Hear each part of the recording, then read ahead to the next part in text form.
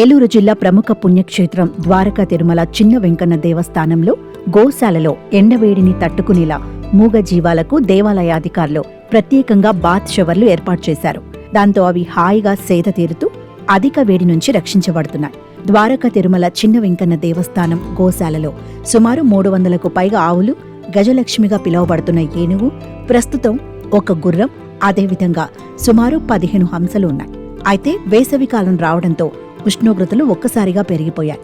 దాంతో ఆలయ అధికారులు గోశాలలో మూగ జీవాల కోసం బాత్ షవర్లు ఏర్పాటు చేశారు. గోశాలలో ఒంగోలు, కపిల, నిమారి, గిర్, దేశవాళి, జెర్సీ, పుంగనూరు ఇలా సుమారు 10 రకాల జాతులకు చెందిన 330కి పైగా గోవులు ఉన్నాయి.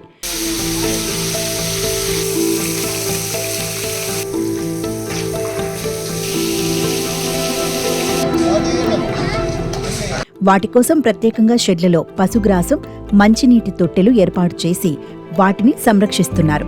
తీవ్రమైన ఎండ వేడి నుంచి ఉపశమనం పొందేలా ఉదయం 10 గంటల నుండి ఒక్కొక్క ఆవుని ప్రత్యేకంగా ఏర్పాటు చేసిన బాత్ షవర్ వద్దకు తీసుకువెళ్లి స్నానం చేయిస్తున్నారు. బాత్ షవర్ల కింద స్నానం చేస్తున్న సమయంలో ఆవులు ఎంతో హాయిగా సేద తీరుతున్నాయి. ఆ తర్వాత వాటిని షెడ్లలో కట్టేసి వాటికి పశుగ్రాసం, మంచినీళ్లు ఏర్పాటు చేసి షెడ్డు పైభాగంలో ఫ్యాన్లు సైతం ఏర్పాటు చేశారు. ఏమాత్రం ఉక్కపోతకు గురవకుండా ఉండే విధంగా షెడ్లలో నిరంతరం ఫ్యాన్లు తిరుగుతూనే ఉంటాయి. అదేవిధంగా షెడ్లపై చల్లదనం ఉండేలా ఎలిఫెంట్ క్రాకర్ అనే పాదులను సైతం పెంచుతున్నారు. ఇక ఆలయ గజలక్ష్మి ఏనుగుకు సైతం అది ఉండే షెడ్లో ప్రత్యేకంగా బాత్ షవర్ ఏర్పాటు చేశారు. ఉష్ణోగ్రత అధికంగా ఉన్న సమయంలో బాత్ షవర్ను ఆన్ చేస్తున్నారు.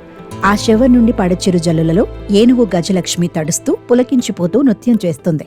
అంతేకాక షవర్ల ద్వారా కిందికి వచ్చిన నీటిని తన తొండంతో తీసుకుని శరీరంపై చల్లుకుంటూ యాత్రికులకు కనువిందు చేస్తుంది. ఇక ఆలయ గోశాలలో ఉన్న గుర్రానికి సైతం ప్రతిరోజు బాత్ షవర్ల కింద స్నానం చేయిస్తున్నారు. దాంతో అధిక ఉష్ణోగ్రత ప్రభావం వాటిపై పడకుండా అవి హాయిగా సేద తీరుతున్నాయి. గోశాలలోని హంసలకు సైతం ఓ కొలను ఏర్పాటు చేశారు. అవి కొలనులో దిగి చల్లగా ఈత కొడుతున్నాయి. స్వామిని దర్శించుకోవడానికి వచ్చిన యాత్రికులు ఇవన్నీ చూసి ఆనందిస్తున్నారు.